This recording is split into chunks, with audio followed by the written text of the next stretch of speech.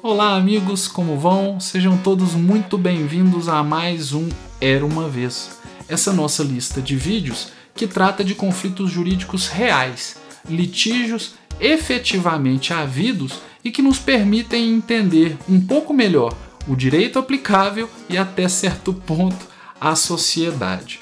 O caso de hoje envolve mais uma vez a liberdade de expressão.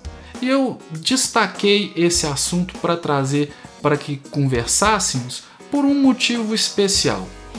Tenho ouvido, em razão do fechamento do Queer Museu e em razão da proibição em Jundiaí da apresentação da peça em que uma trans representava Jesus, que hoje vivemos uma escalada conservadora no sentido de cercear a liberdade de expressão.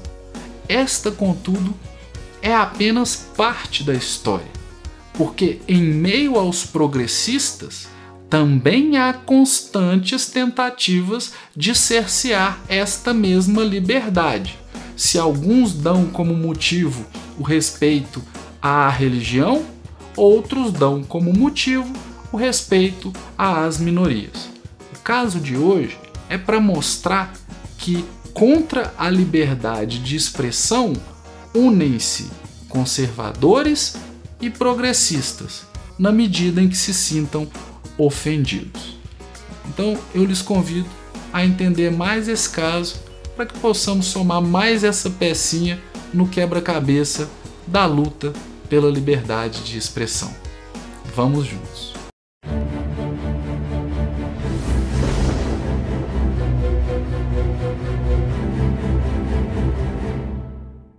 Amigos, vocês já ouviram falar de Mundo Canibal? É um material de humor, pessoal que produz um humor de animação e que, em grande parte, não se preocupa com estar politicamente correto.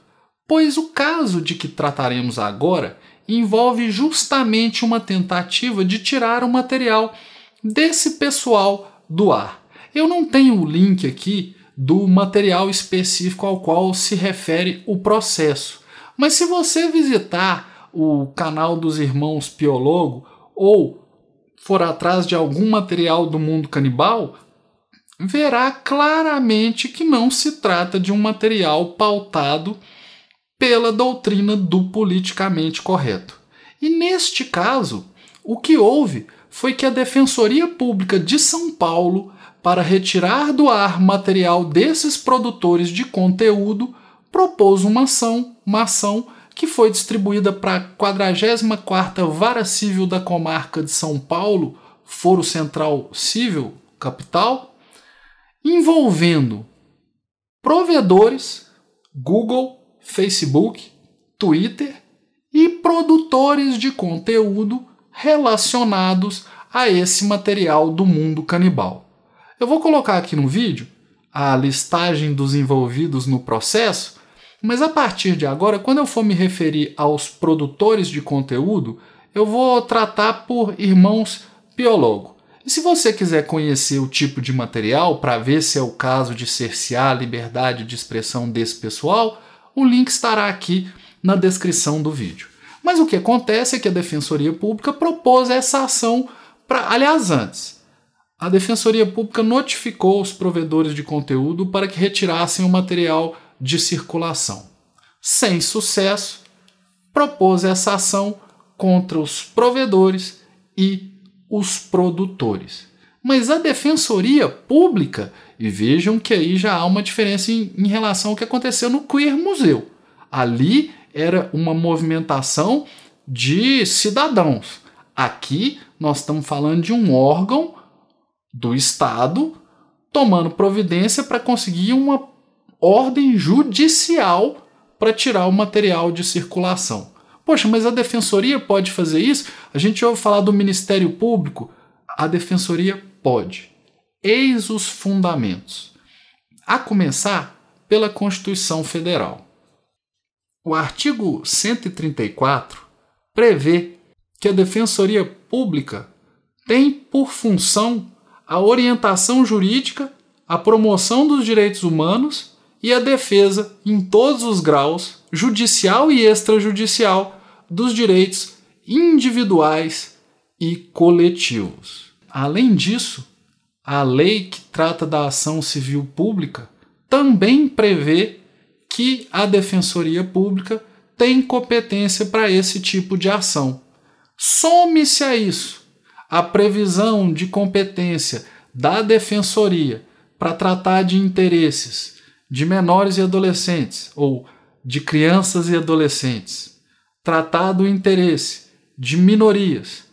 Então, o que se entende é que a Defensoria pode sim propor ações que tenham por objeto a defesa de direitos difusos ou coletivos. Ah, mas e nesse caso, ela pode agir em nome de minorias que se sintam agredidas?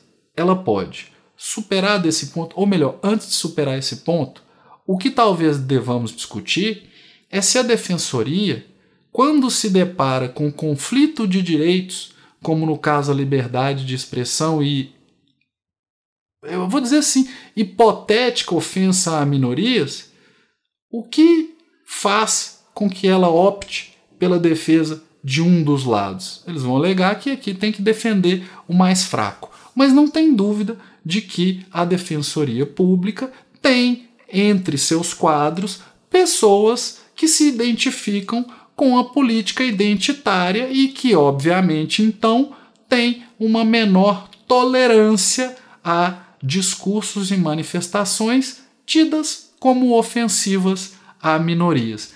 Vejam que interessante. No caso do Queer Museu, no caso da peça da transexual que fazia o papel de Jesus, no caso da peça, pediram uma determinação judicial e conseguiram em Jundiaí porque ofendiam a religião. E nesse caso, quiseram cercear porque ofendem as minorias LGBT. Pois bem, a Defensoria Pública propôs a ação e pediu liminarmente que o conteúdo fosse retirado do ar.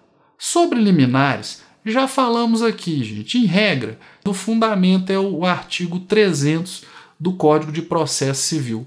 E o artigo prevê que para que a liminar seja concedida, haja uma probabilidade razoável da existência do direito e um risco de dano.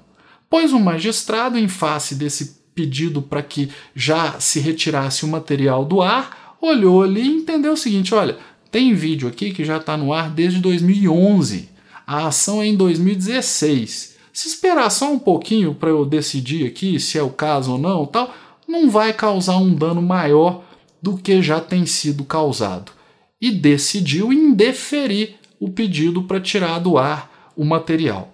A Defensoria Pública recorreu e, em grau de recurso, no Tribunal de Justiça de São Paulo, conseguiu uma decisão e aí sim veio uma liminar e o material saiu do ar. E assim chegamos à decisão final de primeira instância, a sentença. A sentença foi dividida em, digamos assim, duas partes. Numa primeira parte, ela tratou da questão que envolvia os provedores Google, Facebook e Twitter. Em relação a esses, a Defensoria os tinha notificado para que tirassem o material do ar. E por não terem agido assim, a Defensoria pretendia que fossem condenados não só a retirar o material do ar, como a indenizar pelos danos causados. Aí, nesse ponto, incidiu o artigo 19 do Marco Civil da Internet, que determina que os provedores só devam tirar o material do ar depois de uma ordem judicial. Aí tem uma certa diferença que é assim: quando se trata de um provedor que controla o conteúdo, uma vez notificado ele deve tirar, tudo bem, mas quando se trata de provedores igual um YouTube, um Google, que na verdade não tem controle absoluto de tudo que é colocado ali, o pressuposto é uma ordem judicial. E aí, por este motivo, o pedido da Defensoria foi julgado improcedente em relação aos provedores. Em relação aos produtores, a decisão me agrada, embora não seja de concordância unânime. O que o juiz entendeu? Que num conflito entre liberdade de expressão e eventual ofensa ou direito à honra abstrata de minorias, direitos da personalidade, o magistrado entendeu o seguinte: se no humor ali praticado não há crime e não há um ilícito óbvio, ululante, então não é o caso de proibir. E com este raciocínio ele passou pelo direito norte-americano, citou até o caso Brandenburgo versus Ohio, acerca do qual nós temos um vídeo aqui no canal, e disse o que nós já repetimos aqui 1000 vezes. Lá nos Estados Unidos você tem um outro nível de liberdade. Aqui não. Aqui a liberdade de expressão tem que coexistir, tem que ser composta com outros direitos, dentre os quais o direito à personalidade, o direito à privacidade, etc. Mas o magistrado decidiu que, não havendo um claro crime contra a honra, uma ofensa assim direta à pessoa determinada, a crítica social em forma de humor não poderia ser cerceada. Ótima decisão para aqueles que gostam de liberdade de expressão. Péssima decisão para os autoritários do lado progressista.